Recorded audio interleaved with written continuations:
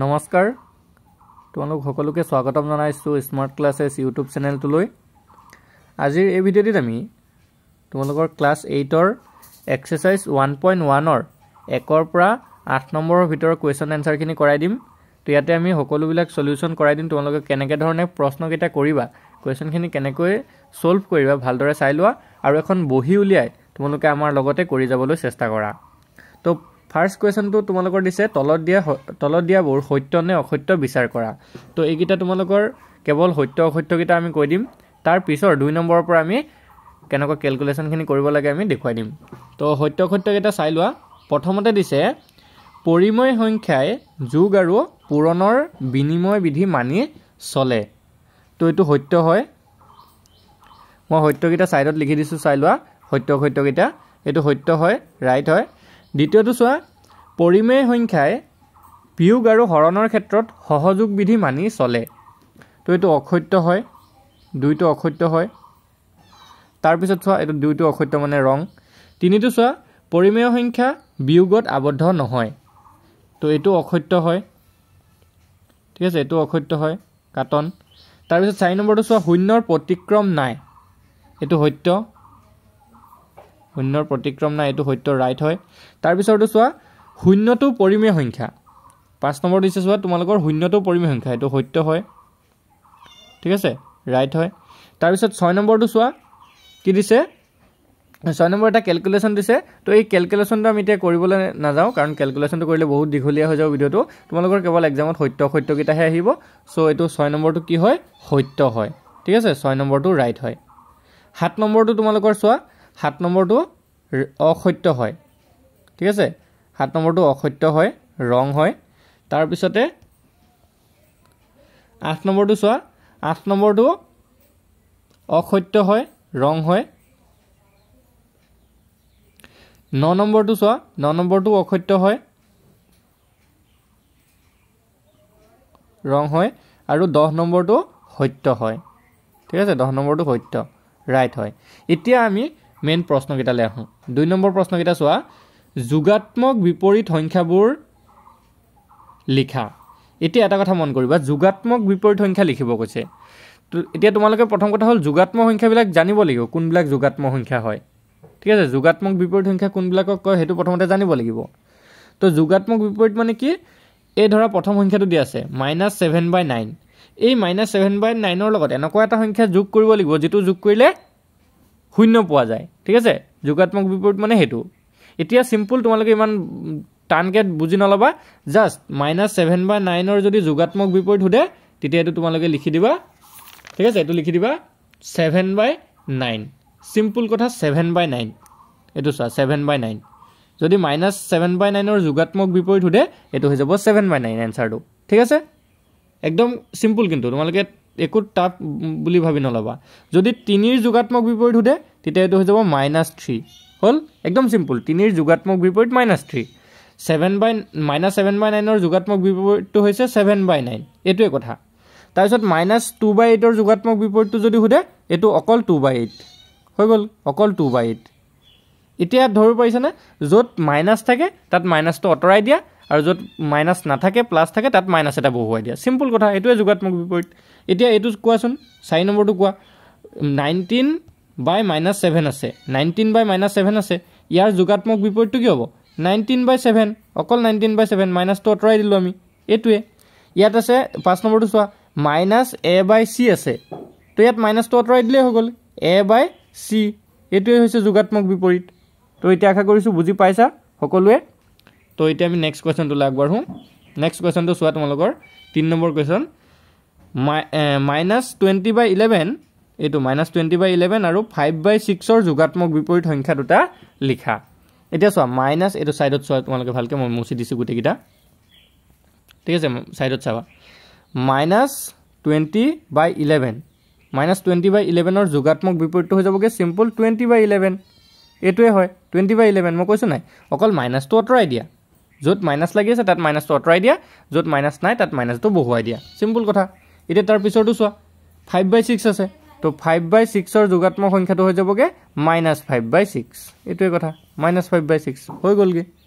লিখি লৈছা না তোমালোকে এতিয়া আমি নেক্সট কোৱেশ্চনটো আগবাঢ়ো নেক্সট 4 নম্বৰ কি দিছে চোৱা 4 নম্বৰ দিছে তোমালোকৰ গুণাত্মক বিপৰীত সংখ্যাবোৰ লিখা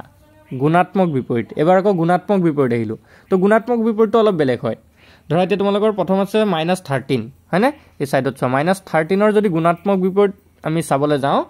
ঠিক আছে -13 ৰ যদি গুণাত্মক বিপৰীত চাবলৈ যাওঁ এটো এনেকুৱা হ'ব -1/13 তে গুণাত্মক বিপৰীতটো কি হয় এই দুটা -13 আৰু -1/13 এই দুটা পূৰণ কৰিলে এবাৰ 1 ওলাব লাগিব গুণাত্মক মানে ইয়াত পূৰণ হ'ব গুণ হ'ব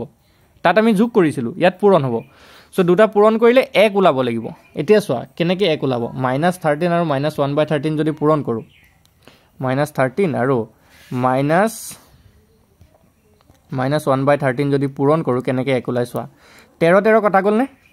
গুছি গ'ল 13 কাটি গ'ল মাইনাস আৰু মাইনাস কাটা গৈ প্লাস হৈ গ'লগে তে থাকি গ'ল কি 1 হয়নে নহয় তো সেই কাৰণে -13 ৰ যদি গুণাত্মক বিপৰীত হয় তেতিয়া হৈ যাবগে এটো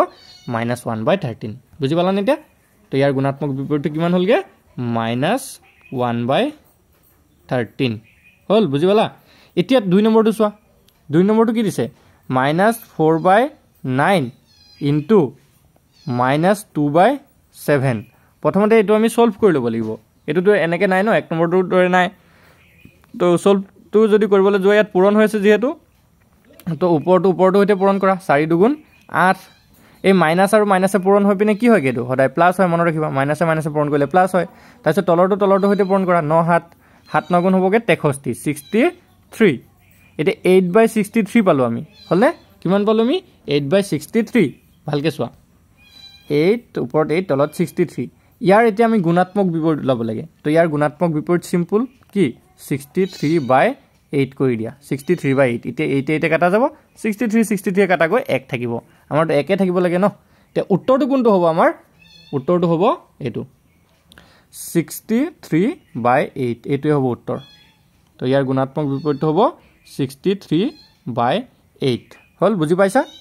এতিয়া 3 নম্বৰটো চোৱা লিখি লৈছা তোমালোকে বহিখন উলিয়া ধুনিয়াকে লিখি লোৱা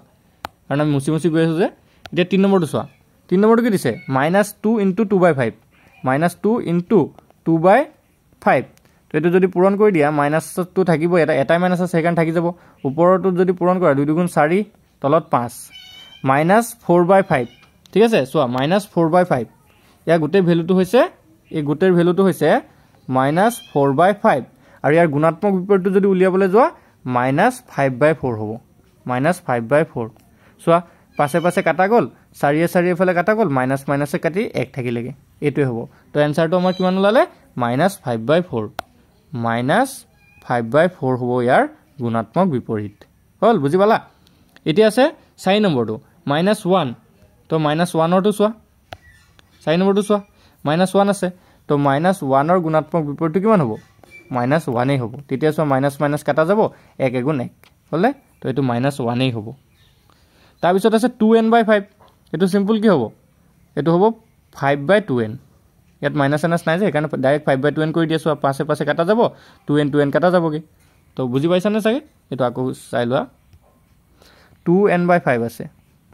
2n/5 ৰ গুণাত্মক বিপৰীতটো হ'ব 5/2n এতিয়া চোৱা 2n কাটা গ'ল 5 5 কাটা গ'ল থাকিলে 1 এটা তো এটো হ'ব 5/2n ঠিক আছে ইয়াৰ আনসাৰটো হ'ব 5/2n এতিয়া গোটেইকেইটা লিখি ললা নে গোটেইকেইটা তোমালোকে এতিয়া আমি 5 নম্বৰ প্ৰশ্নটো লাগব চোৱা 5 নম্বৰ প্ৰশ্নত কি দিছে তো 5 নম্বৰ প্ৰশ্নটো চোৱা -1 * 2/3 ৰ গুণাত্মক বিপৰীত 5/3 হয় নে যুক্তি দিয়া এতিয়া প্ৰথম কথা হ'ল -1 2/3 এটোক যদি আমি ভাঙো এটোক তোমালোকে ভাঙিবলৈ শিকাইছা না নাই জানো ক্লাস 7 6 ত এবিলাক পাই আহিছা তো এটো যদি ভাঙা কেনেকৈ থাকে সদায় এই 3 টো তলতে থাকিব তাৰ পিছতে 1 আৰু 3 পূৰণ হয় 1 3 গুণ 3 3 ৰ লগত ওপৰটো যোগ হয় তো 3 2 5 আৰু এটা মাইনাস চিন আছিল ন এটো -5/3 তো -5/3 গুণাত্মক বিপৰীত 5/3 হয় জানো নহয় কাৰণ চোৱা -5/3 আৰু 5/3 যদি আমি পূৰণ কৰো 1 ওলাই জানো এটো কাটা কাটি না যায় সো আমাৰ এটো নহয় ঠিক আছে আমাক যি হুদিছে কি এটো গুণাত্মক বিপৰীত হয় নে তো আমি এটো লিখি দিম নহয় কিয় নহয় গম পালোৱে নহয় এতিয়া হৈ গ'ল এতিয়া 6 নম্বৰ প্ৰশ্নটো চোৱা এটা আমি অকল 8 নম্বৰলৈকে কৰিম আজি ভিডিওটোত তাৰ পিছত আমি 9 তাৰ পিছত যিমান কিটা আছে 9 10 11 12 13 14 লৈকে 14 লৈকে নেক্সট ভিডিঅ'ত কৰিম তোমালোকৰ ঠিক আছে তো এতিয়া আমি 6 নম্বৰটো চোৱা 6 নম্বৰটো চাওঁ ঠিক আছে নহয় গম পালা নহয় এতিয়া 6 নম্বৰটো চোৱা একৰ গুণাত্মক আৰু যোগাত্মক বিপৰীত কি তো একৰ গুণাত্মক বিপৰীতটো হ'ব একেই কাৰণ চোৱা 1 গুণ 1 হয় নে তো একৰ গুণাত্মক বিপৰীত একেই হয় বুজি পালা তাৰ পিছত আছে কি একৰ গুণাত্মক বিপৰীত 1 দেই মনত ৰাখিবা একৰ গুণাত্মক বিপৰীত একেই হয় একৰ গুণাত্মক বিপৰীত একেই হয় আৰু যোগাত্মক বিপৰীতটো -1 হ'ব কাৰণ চোৱা 1 একৰ লগত যেতিয়া তুমি -1 এটা যোগ কৰিবা তেতিয়াহে 0 পাবাগে হল সো যোগাত্মক বিপৰীতটো আমাৰ -1 এটো 1 আৰু -1 বুজি পালা একৰ গুণাত্মক বিপৰীতটো 1 আৰু যোগাত্মক বিপৰীতটো -1 7 নম্বৰ প্ৰশ্নটো চোৱা এতিয়া 7 নম্বৰ প্ৰশ্নটো কি দিছে যে -4/9 আৰু 11/16 ৰ গুণাত্মক বিপৰীত দুটা লিখা তো -4/9 ৰ গুণাত্মক বিপৰীতটো হ'বগে কিমান -9/4 চোৱা উল্টাই দিলে হল 9/4 টো উল্টাই দিয়া মাইনাসটো বহাই দিয়া মাইনাসে মাইনাসে কাটিব 4 4 কাটিলে 9 9 কাটিলে 1 থাকিলে নে সো এটো হৈ যাবগে কিমান পালোৱে নহয় এটো -4/9 ৰ গুণাত্মক বিপৰীতটো হ'বগে -9/4 আৰু 11/16 আছে 11/16 ৰ গুণাত্মক বিপৰীতটো সিম্পল উল্টা 16/11 এটোই হ'বগে आंसर 16/11 হল লিখি ললা নে এটো आंसर দে 16/11 তাৰ পিছত 8 নম্বৰটো চোৱা 8 নম্বৰ কিটা কি দিছে তলৰ সংখ্যাটাৰ প্ৰতিক্ৰম লিখা একদম সিম্পল হয় প্ৰতিক্ৰমটো সবত কি ইজি হয় 8 নম্বৰ 1 নম্বৰটো চোৱা 2/3 আছে 2/3 প্ৰতিক্ৰমটো কি জানা 3/2 একদম সহজ হয় উল্টাই দিলে হল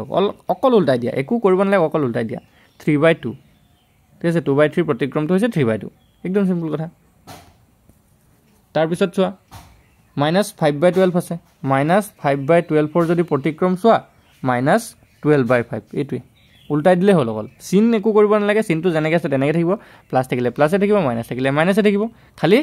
তোমালোকে এইটো উল্টাই দিয়া সংখ্যাটো উল্টাই দিয়া -5/12 আছিল ইয়াত 12/5 বহাই দিলে হৈ গলগে এইটোৱে কথা তো আজি ভিডিওটো যদি ভাল লাগিছে ভিডিওটো লাইক কৰি দিবা আৰু ইয়াৰ নেক্সট পাৰ্টটো পাবলৈ আমাৰ চেনেলটো সাবস্ক্ৰাইব কৰি লবা কাৰণ এতিয়া আমি ক্লাস 8 ৰ সকলো মেথছ ইয়াতে আমি কৰাই থাকিম